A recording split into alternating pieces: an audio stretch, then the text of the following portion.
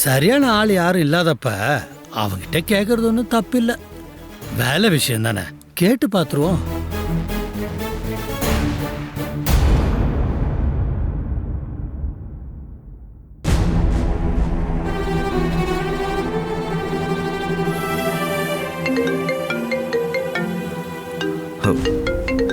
இவரா?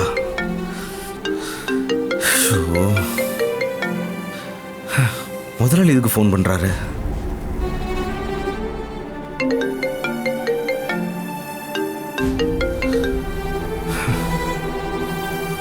ஹலோ.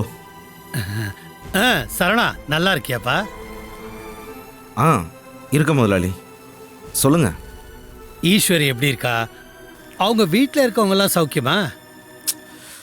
இப்ப அதெல்லாம் தெரிஞ்சுக்கிட்டு நீங்க என்ன முதலாளி பண்ண போறீங்க?